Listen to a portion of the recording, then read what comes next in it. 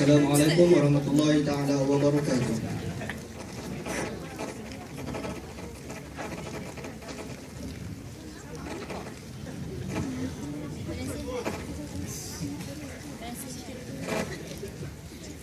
Ya Arif, izinkan saya untuk mulakan.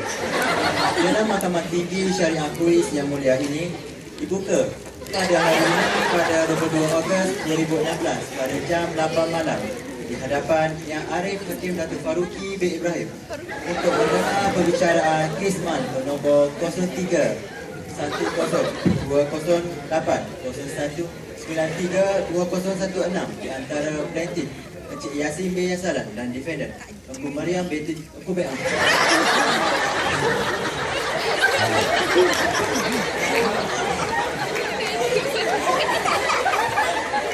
kasih Tuan Pejabat.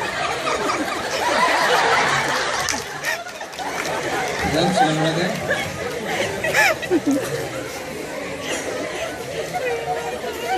Bismillahirrahmanirrahim. Dengan izin Ya Arif, saya Tuan Zuhusni bin Abdul Halim bersama saya Puan Syarifah Laila binti Sheikh Harun. Saya Yang Arif Dari Tempat Syahid & Co mewakili pihak plaintiff Encik Yasin bin Yasalam.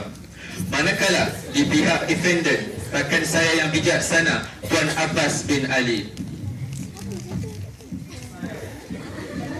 Di sebelahnya Puan Zakiah binti Zaki dari Pertuan Al-Ansari & Co bertindak bagi pihak defendant iaitu Engku Mariam binti Engku Meon. Ya Arif, semua pihak hadir pada hari ini Ya Arif. Semua briefing telah lengkap dan disempurnakan. Kami bersedia untuk meneruskan perbicaraan. Ya Arif, mohon untuk dibacakan tuntutan. Teruskan. Baiklah Ya Arif. Kes ini merupakan kes Habanah yang dituntut oleh pihak plaintiff Yasin bin Yasalam bernombor kad pengenalan 8520105011 ke atas anak yang bernama Safia Wasini binti Yasin berumur 10 tahun. Untuk pengetahuan Yang Arif, Safia Wasini sehingga hari ini tinggal bersama defendant iaitu neneknya sebelah ibu. Tujuan plaintiff membuat tuntutan ini adalah kerana pihak plaintiff menyatakan pihak defendant telah gugur sebagai hak jagaan anak atas alasan bahawa defendant mengalami masalah mental.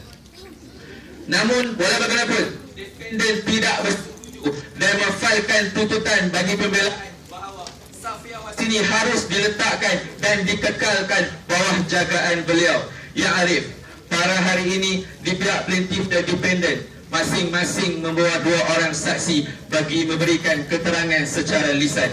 Mohon untuk meneruskan perbicaraan. Teruskan. Ya Arif, mohon untuk memanggil anak buah kami masuk ke kandang bagi memberikan keterangan. Silakan.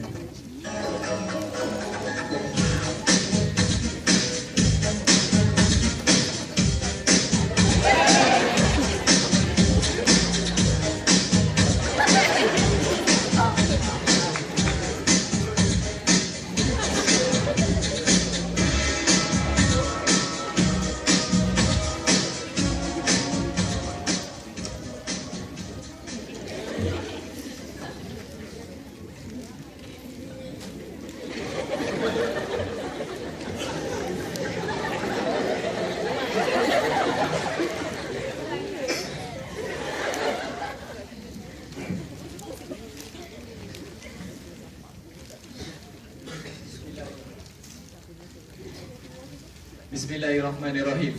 Bahawasanya saya Yasin bin Yasalam, nombor kad pengenalan 851223015995, berikrar dan berjanji akan bercakap benar, tiada yang tidak benar melainkan yang benar belaka.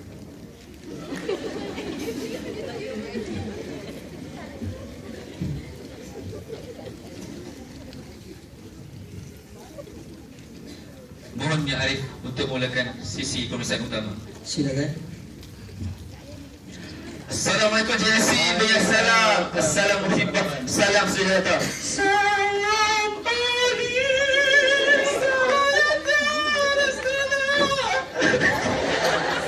Keren. Cik Yasin okey? Okey. Cik Urat. Cik Yasin. Saya akan mengemukakan beberapa soalan di peringkat pemeriksaan utama ini. Sila Encik Yasin jawab dengan terang dan jelas ketika menjawab soalan saya. Encik Yasin, nyatakan kepada mahkamah yang mulia ini nama, umur dan pekerjaan Encik. Nama saya Yasin bin Yassalam. Salam Encik Yasin. Salam. Tuan ni boleh tahan tak? Umur saya 39 tahun. Saya seorang pensyarah undang-undang di Kolej Universiti Pasir Benung. Pasir Benung.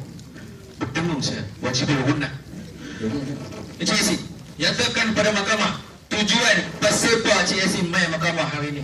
Pasal apa? Tujuan saya hadir ke mahkamah pada hari ini adalah untuk menuntut hak dana ke atas anak saya daripada defendant tuan. Apa hubungan Encik Yasin dengan pihak defendant tu? Defendant merupakan ibu mertua saya dan saya adalah menantu dia tuan. Encik Yasin menyatakan Encik Yasin nak menuntut hak habanah ke atas anak Encik Yasin. Sila beritahu pada mahkamah nama dan umur anak Encik Yasin. Nama anak saya Safia Wassini dan sekarang dia berumur 10 tahun tuan. Boleh tak Encik Yasin kongsikan dengan pihak mahkamah, ceritakan serba sedikit latar belakang keluarga Encik Yasin. Saya telah berkahwin dengan isteri saya selama 11 tahun tuan. Tapi lebih kurang setahun yang lalu tuan, isteri saya telah meninggal dunia tuan. Tisu.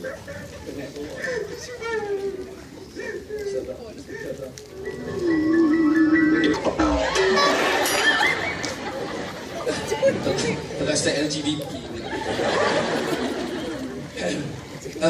Encik Yasin, atas alasan lain apakah yang Encik Yasin nak tuntut hadanah ke atas pihak defendant? Atas satu alasannya tuan, kerana defendant mempunyai penyakit tak sempurna akal dan dia punya rekod tentang penyakit tersebut. Saya mendapat tahu selepas isteri saya meninggal dunia, yang defendant sering mengalami kemurungan dan ini akan membahayakan keselamatan anak saya tuan. Encik Yasin mengatakan defendant mengalami masalah mental. Ya saya.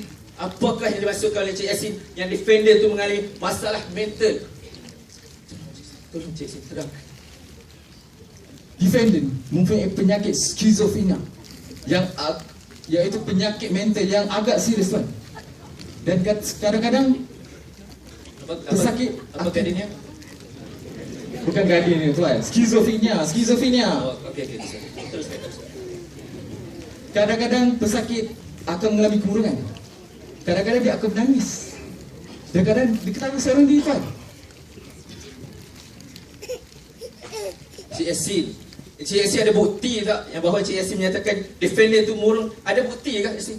Tolong. Ya tuan, saya punya bukti yang defendant mempunyai penyakit tersebut kerana saya menjumpai banyak risip ubat-ubatan yang defendant beli daripada farmasi. Dan saya yakin itu milik defendant tuan. Adakah ini risip yang dimaksudkan oleh Encik Yasin tadi? Ya tuan, inilah risip defendant tuan. Risip ubatan. Ya. Tapi ada beras, telur. Ini risip Tesco. Tersilap pun. Tapi saya yakin tuan, itu risipnya. Ada. Encik Yasin mengesahkan Ya. Yang Arif, pihak plaintiff telah mengesahkan risip ini adalah risip ubat-ubatan yang dibeli oleh pihak defendant ketika mengalami masalah kemurungan. Mohon mahkamah yang mulia ini menandakan risip ini sebagai exhibit yang P1.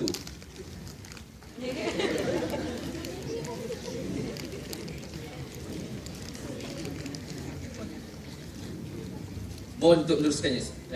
Silakan. Encik Yasin, Sila nyatakan pada mahkamah apa yang meyakinkan Cik Yassin bahawa resip tersebut adalah milik defendant.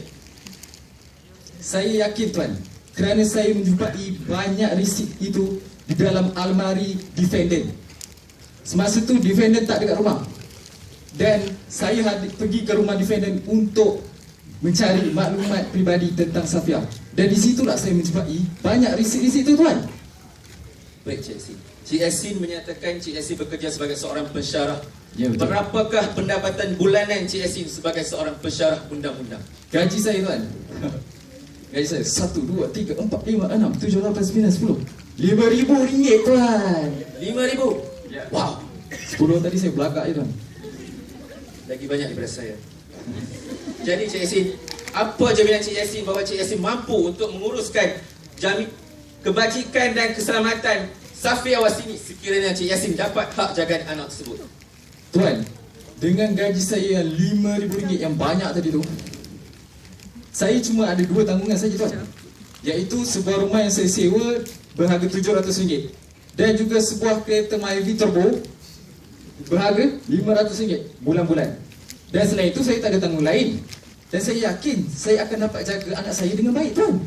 Gaji saya bukan RM500 tuan, tapi RM5,000 tau. Agaknya. Baiklah Cik Yassin. Sekiranya nanti Cik Yassin P bekerja nanti, siapa yang nak urus dengan urusan si Safia tu? Jangan Arif, rumah saya berhampiran dengan rumah kakak saya, iaitu ibu saudara kepada Safia. Dan saya akan menghantar Safia ke rumah kakak saya tuan. Baiklah Cik Yassin. Selepas arwah isteri Cik Yassin meninggal dunia, Safia Wasini diletakkan di bawah jagaan pihak defendant. Bagaimana hubungan Safia Wasini dengan nenek dia sekarang? Hubungan Safia dengan neneknya memang baik. Sangat baik. Baiklah. Jadi bagaimana hubungan Safia Wasini dengan Cik Yassin pula? Yalah, kan Cik Safia Wasini itu duduk dengan nenek dia. So bagaimana hubungan Cik Yassin dengan Safia? Baik ke? Hubungan saya dengan Safia baik je. Sama seperti dulu tuan. Sebulan 2 atau 3 kali saya akan pergi berjumpa dengan Safia untuk meluangkan masa bersama dia. Saya akan pergi tengok wayang, cerita Upin Ipin, betul. Cerita Boy, Kuasa 5 dan macam-macam lagi tuan. Cik Yassin pergi tengok wayang. Tak ajak saya. Buat apa ajak tuan? Ya Arif, itu saya soalan daripada pihak plaintiff. Defendant teruskan dengan soal balas. Dengan izin Ya Arif. Encik Yassin bin Yassalam. Saya tuan. Kau Encik Yassin.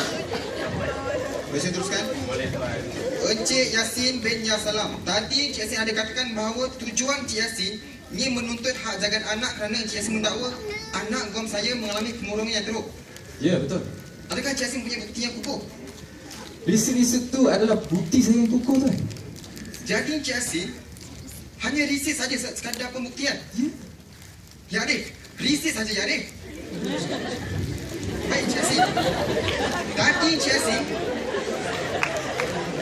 Tadi Encik Yassin kata yang anak guam saya mengalami skizofrenia, betul? Betul tuan. Boleh Encik Yassin ceritakan kepada mahkamah tentang bukti-bukti yang berkaitan dengan keterangan Encik Yassin?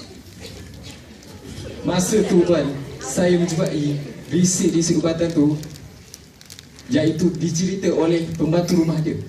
Dia mengatakan yang riset-riset itu adalah riset ubatan defendant tuan. Encik Yassin, tadi Encik Yassin kata yang Encik Yassin tidak tinggal bersama dengan anak guam saya, betul?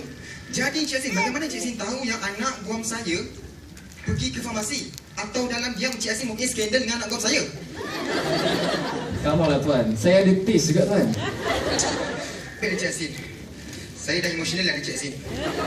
Encik Yassin, tadi Encik Yassin kata Encik Yassin kata apa tadi? Jangan tajuk sangat. Betul. Orang tengok. Baik Encik Yassin. Encik Yassin, Encik Yassin tahu tak yang anak guam saya telah mendapat pengesahan daripada doktor? Ya, saya tahu tu. Encik Yassin tahu tak yang anak guam saya mendapat pengesahan daripada doktor pakar? Ya, tahu tuan. Jadi Encik Yassin masih meragui lagi? Ya, memang dia dah dapat pengesahan dari doktor. Cukup, Cik Yasin. Cik Yasin, tadi Cik Yasin kata Cik Yasin bertugas sebagai apa? Mojoh tuan. Jawab. Cik Yasin bertugas sebagai apa Cik Yasin? Seorang pensyarah. Seorang pensyarah. Jadi Cik Yasin, saya cadangkan kepada Cik Yasin, seorang pensyarah tidak mempunyai banyak waktu untuk meluangkan bersama dengan anak Cik Yasin. Jika anak Cik Yasin bersama dengan anak siapa? Tak, bersama dengan Cik Yasin. Asyik baik tuan pandai. Jawab Cik Yasin. Bagaimana anak Cik Yasin kalau Cik Yasin pensyarah, sibuk, dan Cik Yasin tidak banyak waktu untuk bersama dengan Cik Yasin? Saya dah katakan tadi, saya akan hantar Safia ke rumah kakak saya tuan. Rumah kakak saya. Rumah kakak Cik Yasin. Ya. Cik Yasin yakin ke segala kebajikan dan keselamatan Safia terjaga? Saya yakin tuan, kerana kakak saya itu bukanlah orang asing dalam keluarga saya. Bukan orang asing. Jadi Cik Yasin ingat anak guam saya itu orang asing. Ada nampak macam orang Jamaika ke? Sikit lah tuan. Cik Yasin. Ini Jamaika bukan sebarang Jamaika ni Cik Yasin. Kuat ni Cik Yasin. Cik Yasin. Ya. Cik Yasin. Apa? Nampak macam lupa kan? Baik Cik Yasin. Tuan pandai gurau. Saya rasa saya pun dah macam tak ada soalan. Baiklah Ya Arif, saya itu saja daripada saya Ya Arif. Jadi sila menggunakan soalan untuk pemeriksaan semula kalau ada. Ada yang Arif. Silakan. Mungkin tersangkut. Encik Yasin. Ya saya. Ada atau tidak maklumat Encik Yasin dan Hanya beberapa kali saja dia pergi berjumpa dengan doktor. Tapi selepas tu doktor kata yang dia dah telah sihat. Tuan.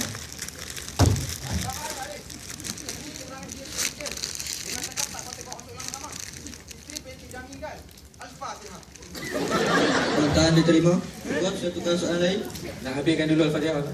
Masing-masing hati tak? Encik Yasin. Sebagai seorang pensyarah, Encik Yasin pasti akan sibuk dengan tugas-tugas kelas malam, kelas ganti yang tak buat tu. Jadi, siapa yang akan meluangkan masa dengan Safia Wasini kalau Encik Yasin pergi bekerja ni? Tuan, saya dah katakan tadi, saya akan hantar Safia ke rumah kakak saya tuan. Saya bekerja office hour daripada pukul 8 pagi hinggalah 5 petang. Dan kakak saya lah akan menjaga Safia semasa saya bekerja tuan. Baiklah Encik Yasin. Sepanjang permahatan Encik Yasin lah, macam mana Encik Yasin tengok si defender ni menjalani kehidupan seharian selepas disahkan pulih oleh doktor? Selepas isteri saya meninggal, defendant banyak mengharapkan ubat-ubatan yang defendant beli daripada farmasi. Seolah-olah pengesahan tentang penyakit dia tak sah kerana dia masih mengharapkan ubat tersebut. Jadi tuan, saya nakkan hak jagat ini diberi pada saya tuan. Kerana Safia tu satu-satunya anak saya tuan. Saya tak tahulah apa yang akan jadi pada Safia jika diberi pada defendant tuan. Penipu! Jadi penipu ya Arif! Jadi penipu! Defendant. Kalau dia nak jaga saya, dia gila! Kenapa sekarang dia nak ambil Safia dari saya? Kenapa? Defendant. Sabar defendant. Tak gila macam orang tak gila. Bukan jaga anak kau elok. Ini yang berkalut tadi lari ke sana pasal ni. Ha? Nak lipat masuk sebelah tadi. Tuan teruskan. Nak kucil saya ni. Macam Yang Arif tengoklah sendiri perangai defender ni. Punya teruk. Dah macam Conjuring Valak tu saja.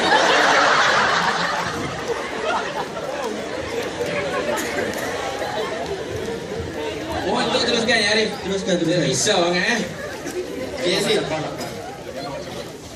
Selain daripada si pelik tadi tu, pelakon pelik tadi tu, ada tak Cik Yasin tengok lagi selepas tu? Ada tak lagi pelakon pelik dah?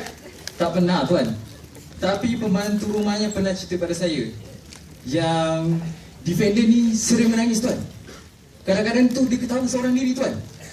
Dan ketua kampung defender pun pernah cerita pada saya yang defender sering pernah menghilangkan diri kerana penyakit tersebut tuan.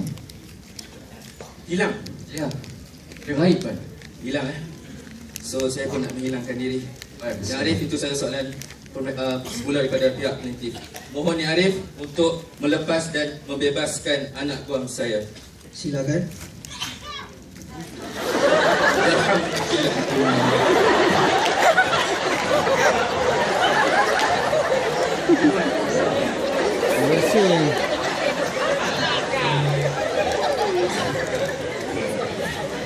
saya yang Arif untuk memanggil saksi kami yang pertama bagi memberikan keterangan. Silakan. Hai pagi antara mata, esok jalan layu-layuan. Intai kami antara nampak, esok jangan rindu.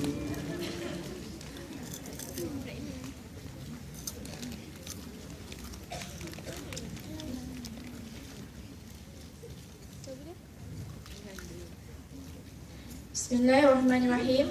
Bahawasanya saya Fatimah binti Ali, nombor kad penalan 831127026182, berikrar dan berjanji akan bercakap benar, tiada yang tidak benar, melainkan yang benar-benar belaka.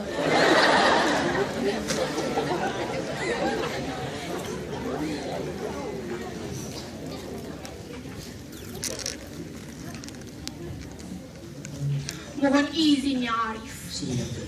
Tuai padi antara masa. Esok jangan layu-layuan. Assalamualaikum Puan. Waalaikumsalam warahmatullahi. Baiklah Puan, di peringkat pemeriksaan utama ini, saya akan bertanyakan Puan beberapa soalan. Saya minta Puan jawab dengan jelas di dalam mahkamah yang mulia ini. Sila Puan nyatakan nama, umur, dan pekerjaan Puan. Nama saya Fatimah binti Ali, umur 33 tahun, dan saya ni bekerja sebagai ahli farmasi dekat Bandar Seri Putera. Farmasi terang-derang. Farmasi terang benderang. Baiklah Puan Fatimah, jadi apakah tujuan Puan Fatimah datang ke mahkamah pada hari ini? Tujuan saya main mahkamah hari ini untuk bagi keterangan lisan pasal Encik Yasin Ya Salam dengan Engku Mariam Engku Meon. Oh, begitu. Jadi Puan Fatimah, sudah berapa lamakah Puan Fatimah bekerja di farmasi terang benderang? Bolehlah nak kata lama tu. Saya dah 3 tahun kerja kat farmasi terang-derang. Tu dia faham, 3 tahun. 3 tahun. Jadi Puan Fatimah, bagaimana pula dengan pengalaman Puan Fatimah menguruskan obat-obatan di farmasi terang benderang? Saya ni graduan jurusan farmasi dekat UiTM pada tahun 2007. Lepas tu saya berhenti kerja. Saya kerja dekat bahagian farmasi dekat Hospital Kajang pada tahun 2008.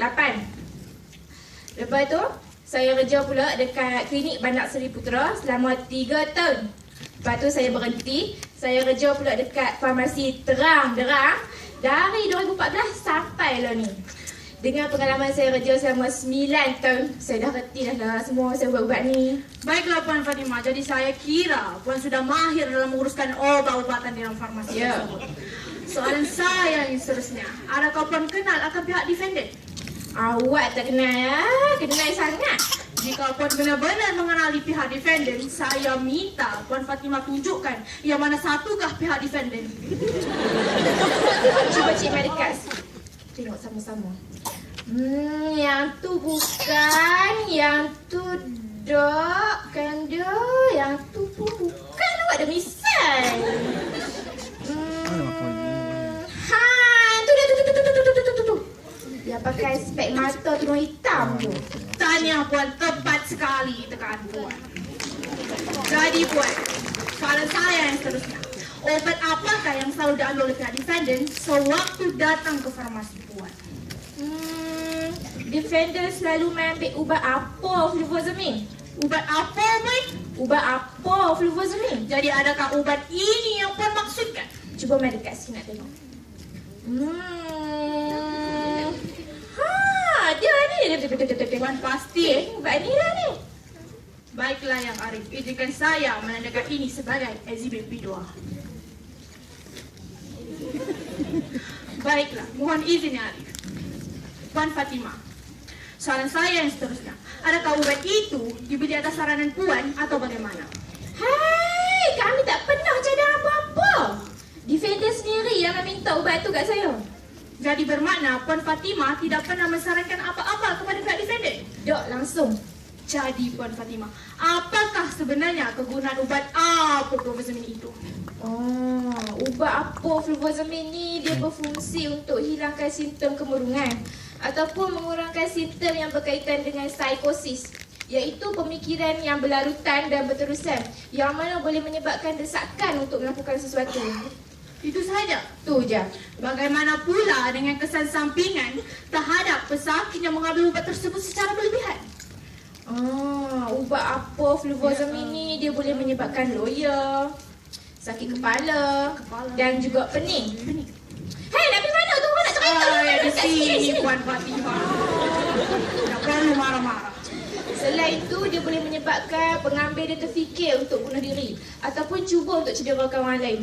Kalau kerap sangat ambil ubat apofloxacin ni, dia boleh menyebabkan sawan, kekeliruan dan juga halusinasi.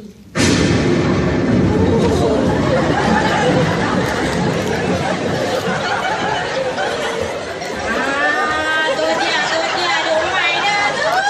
Pasal apa ni?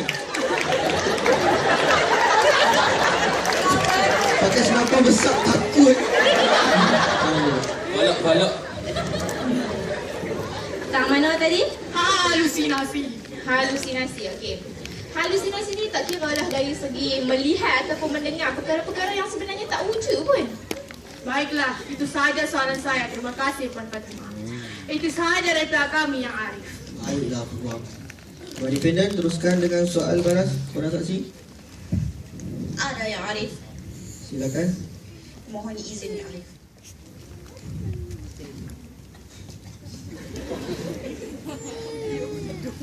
Puan Fatimah. Puan Fatimah kata di peringkat pemeriksaan utama tadi, Puan Fatimah sudah bekerja sebagai ahli farmasi 9 tahun bukan? Ya. Ya. Okey, sepanjang Puan bekerja sebagai ahli farmasi, sepanjang Puan bekerja dalam setahun, berapa ramai orang yang beli ubat yang dibeli oleh defendant Puan? Jaranglah orang main beli ubat tu. Dalam setahun tu adalah 4-5 orang je.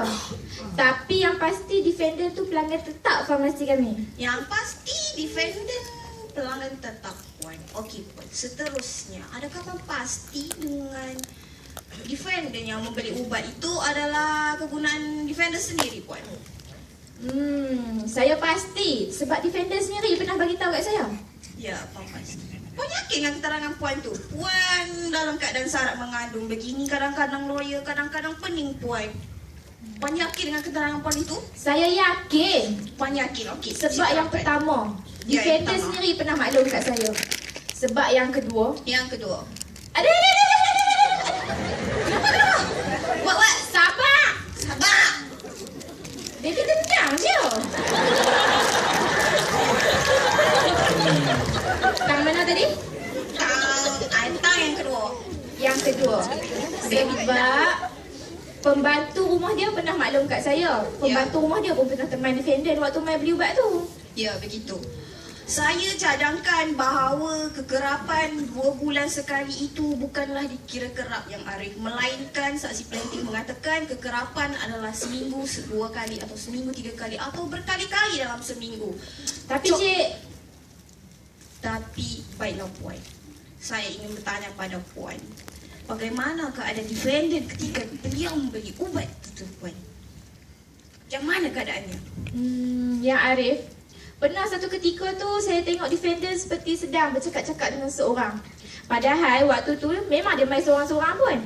Pada ketika hal tu berlaku, saya ni buat indah tak indah je lah yang Arif. Pasal kita kadang-kadang suka cakap seorang-seorang. Tapi yang saya peliknya dia seperti sebut nama seorang. Yang pelik dia ada sebut nama seseorang. Boleh Puan bagi tahu nama siapa yang disebut? Adakah nama cucunya kah? Atau nama menantunya kah? Atau nama Sahrul Rizwan kah?